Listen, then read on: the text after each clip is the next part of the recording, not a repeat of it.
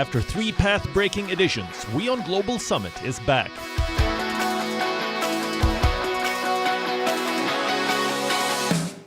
On the agenda are issues facing a global audience. Is work from home the new digital reality? Vaccines are here. What next? Who benefits from West Asia's new geopolitical order? Recession has touched all 5 continents. Who will make China pay? World leaders will answer these questions for you. WION brings you well-curated panels of top global thinkers. It's a one-of-a-kind hybrid summit in these unprecedented times. Join us in Dubai on the 24th of March 2021. For it's in times like these that the world must be one. WION Global Summit. Power play in a post-pandemic world.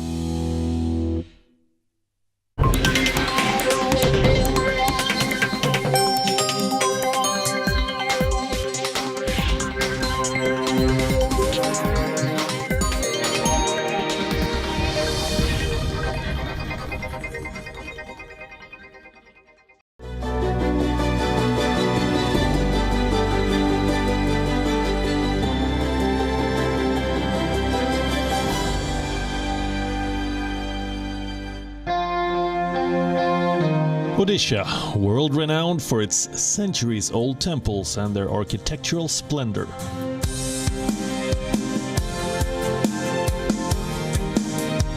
But it's the state's vibrant culture, which is as rich as its heritage, that also needs to be celebrated. Be it the handicraft, handloom, or dance and music, Odisha is a land that excels in art and craft. The art forms of Odisha are visual manifestations of its glorious cultural heritage. Once upon a time, Odisha was known as Utkala, a land excelling in arts. The state's heritage is reflected in its paintings, sculptures, and handicrafts, and this rich legacy of art is thriving in many of its villages even today. Whenever you visit Odisha, even for a brief period, I suggest that you take out time to visit Raghurajpur, a small artisan village. It's not very far from the capital city of Bhubaneswar, approximately 50 kilometers, which happens to be a 1.5-hour drive. Once you reach Raghurajpur, you would discover that it's a quaint village with a little over 100 houses, neatly lined up facing each other in 2 rows. Almost every house is home to an artist, and many of them are national award recipients. You can see them creating artwork while basking in the sun, bonding over the love for art. Although various traditional handicrafts can be found at Raghurajpur, the village is best known for its Patachitra art. It's one of the oldest and most popular art forms of Odisha. You can buy some authentic art straight from the artist.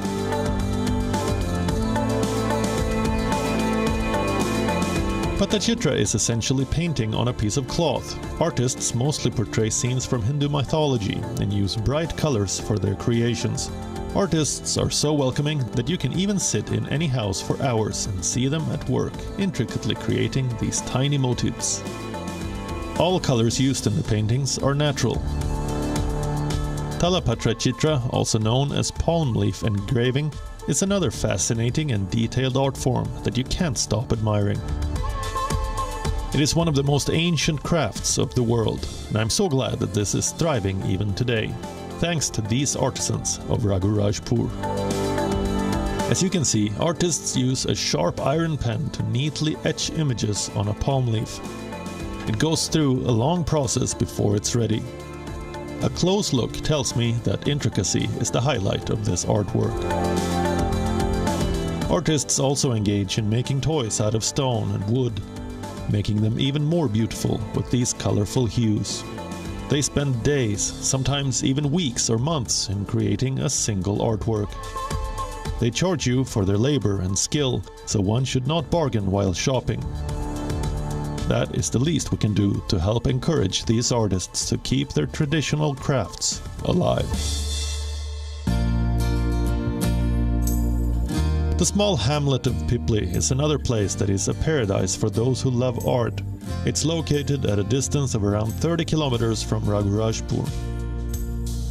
The market of Pipli isn't very big, but it has a lot to offer. Tourists are really fascinated by the applique work perfected by the artisans.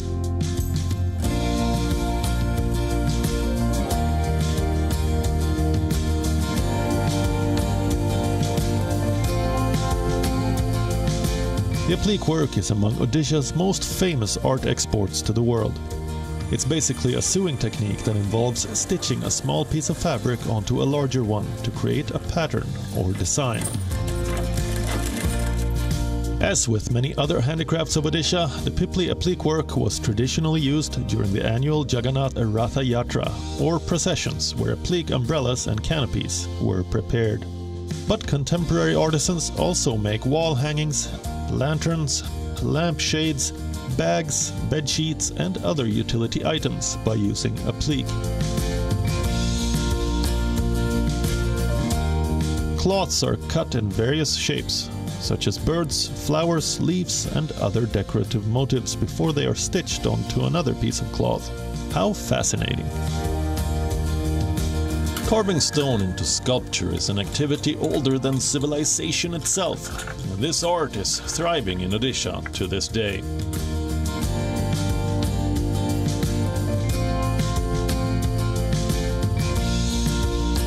I visit one such workshop in Odisha to witness the craftsmanship. Artists can create almost anything, from replicas of temples to statues of gods and goddesses to decorative figurines. Look at the precision, eye for detailing, and most of all, dedication. Delicately chiseling a piece of stone to create a beautiful piece of art, stone carving is fascinating to see. Odisha has been home to master stone carvers since time immemorial. The art dates back to centuries ago. The temples of Odisha and other heritage sites stand testimony to it.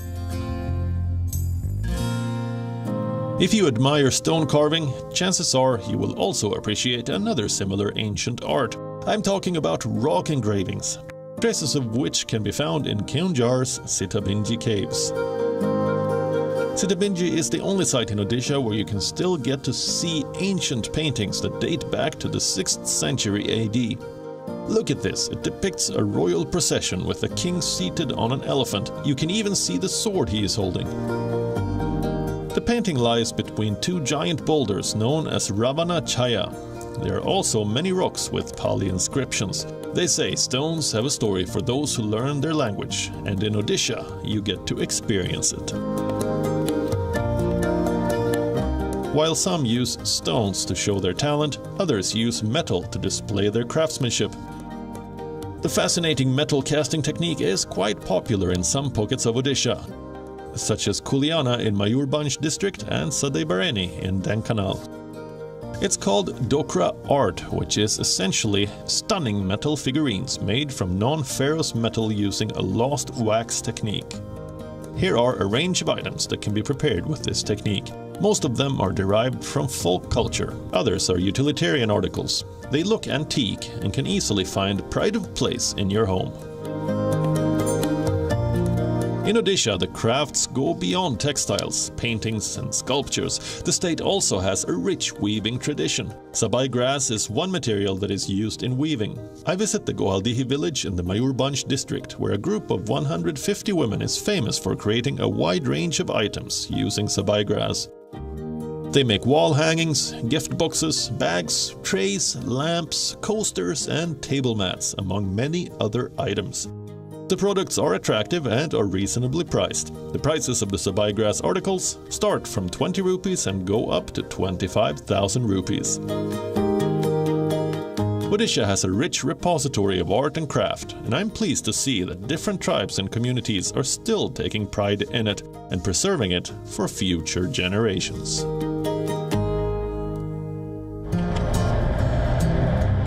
Located in Odisha's far west lies the region of Sambalpur. The area is well worth a visit, both for those interested in the great outdoors and for those looking for handloom products, as this is the home of the Sambalpuri sari.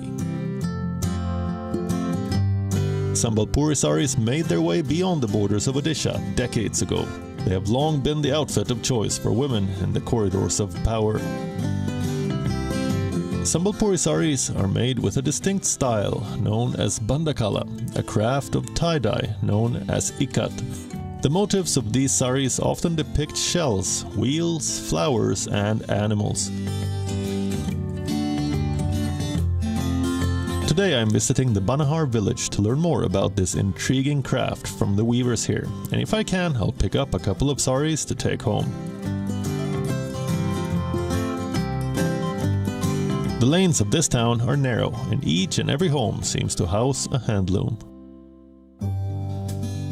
The first step of making a Sambalpuri sari is to prepare the raw cotton thread bought from the market.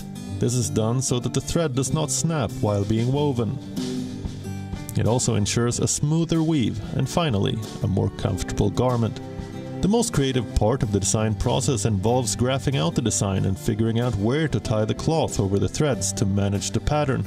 This can be done in a wooden frame where the whole width of the sari can be worked on in one frame. The next step in the process is to use a tie and dye technique where a set of threads gets tied up to prevent certain sections from absorbing the dye, thus enabling the whole thread to be dyed to a pattern before the weaving happens. I chance upon a lady who is preparing to do this in her front yard, and she even lets me help out.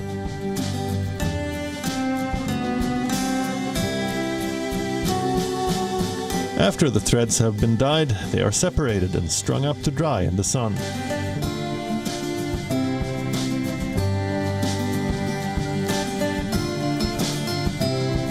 They are then put through these spinning wheels and prepared for the weaving process.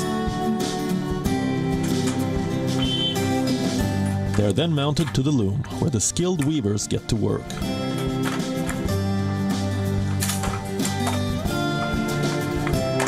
Carefully adjusting the placement of the thread to make sure that the patterns align as they go along.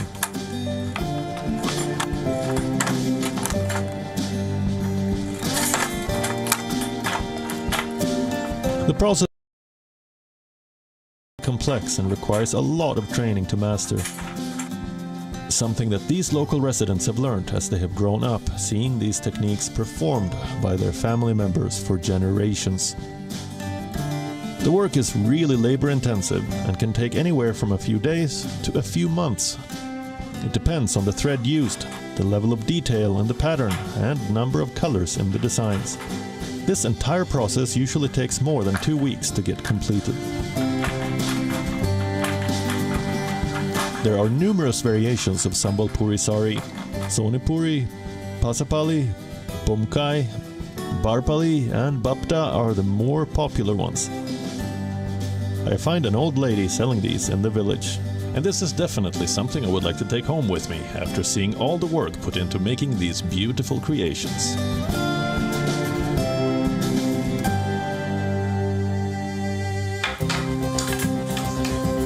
Handloom clusters are found in many places in Odisha, and unfortunately we don't have the time to visit all of them. But our next stop is Berhampur, also called the Silk City. I'm told the city was introduced to silk weaving by the Mahuri kings in the 14th century AD. Less than 100 families are involved in the craft now. To find a few weaver families, we must search through the narrow lanes of Berhampur. We soon managed to find an area where families are working on producing these fine garments. To make a Berhampuri sari is a labor-intensive process and is usually done by 2 weavers working simultaneously on the same loom. The sari often feature the kumbha or temple design. Like the Sambalpuri sari, the Berhampuri has got the coveted geographical indication or GI tag, a certification that recognizes the place of origin of a product. The designs are often very colorful, with geometric patterns at the border of the sari, and often flowers are a part of the design. After the families have finished diligently weaving, the saris are then sold through cooperative societies in the city, and they are the preferred attire for festive occasions like weddings and festivals. These 2 types of GI registered weaves are quite different in their look and feel, as the Sambalpuri sari has earthy tones often with animal motifs, while the Berhampuri sari has a silky luster to it. with bright, vibrant colors. No matter which style suits your taste, these handloom products are ideal souvenirs or gifts to take home from Odisha.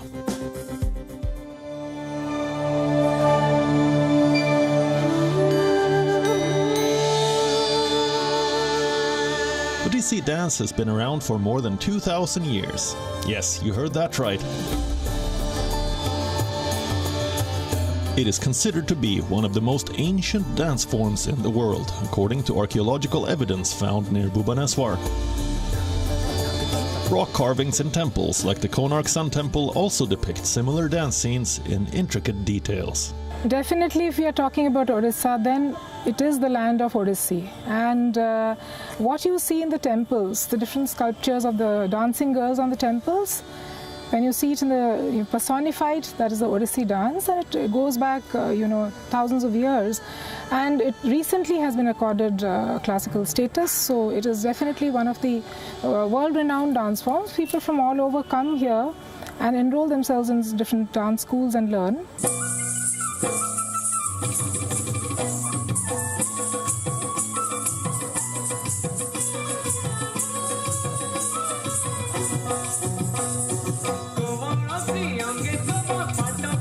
In Odissi dance, facial expressions, body movements and hand gestures are all used to convey a certain feeling or emotion. These movements are built around two postures, one masculine, the other feminine. Movement of the torso is a unique feature of Odissi and is considered very important. For the feet and legs, there are also numerous positions used in intricate combinations. And all this comes together in units of movements that end with a particular stance. It's such an intriguing dance form.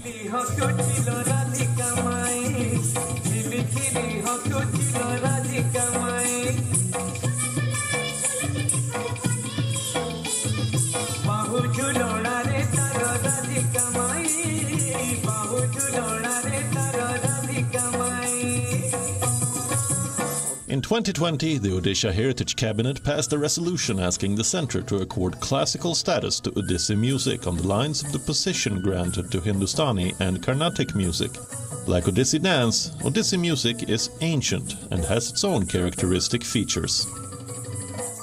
The style of delivery is very unique to Odissi. Odissi music, in fact, is always regarded as something that goes along with Odissi dance, but it's not like that. Odissi music is a standalone event, and it has a whole lot, just like you've seen the very fluid movements of the Odissi dance, exactly like that. The notes too do not hit you straight, they have a roundish kind of a presentation. So this delivery can, actually I wish someone could sing it and depict it. You will be able to understand, but the basic notes remaining Saregama Padhani, the style is what makes it different. Mohono mono kiye mohila go. Mohono mono kiye mohila go.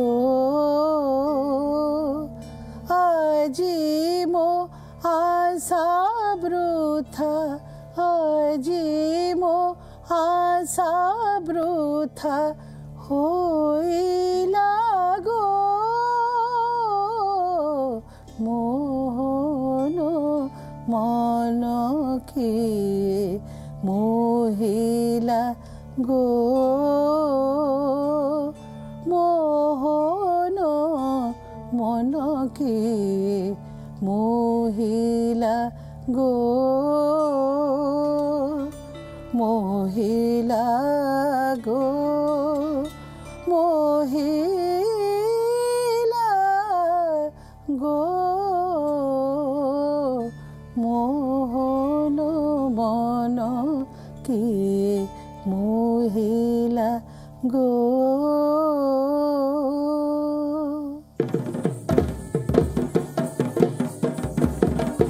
Chow dance is a genre of Indian tribal martial dance, which is popular in the Indian states of Odisha, West Bengal and Jharkhand.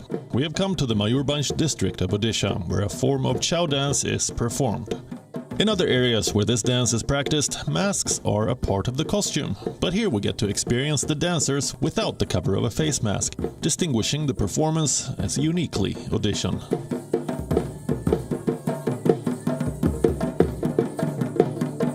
We have a chow dancer, so they're dancing with swords and shields. They also depict tribal life, so it's a combination of two. They have different sequences, so there are probably 10,000 sequences and now only 1,000 are even written down. The rest have just been lost over the years. Traditionally, this dance is performed in an open space at night. The setting at the Belgravia Palace at dusk could not have been any better.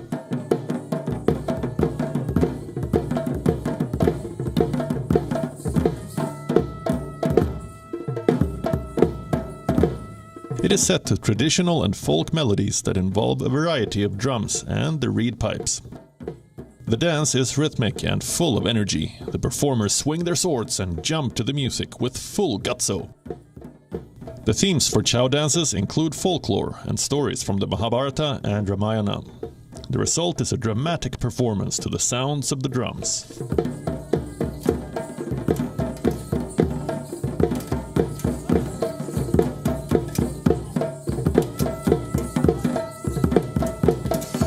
Moving on from Mayurbhanj, we now head to the district of Angul to see the ancient folk dance of Danda Nritya.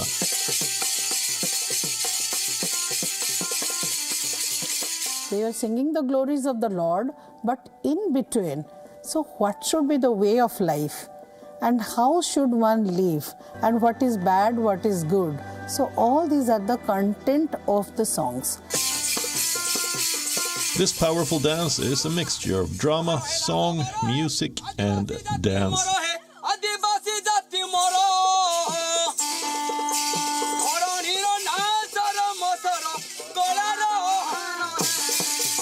It brings forth mythical stories as well as those of worldly life.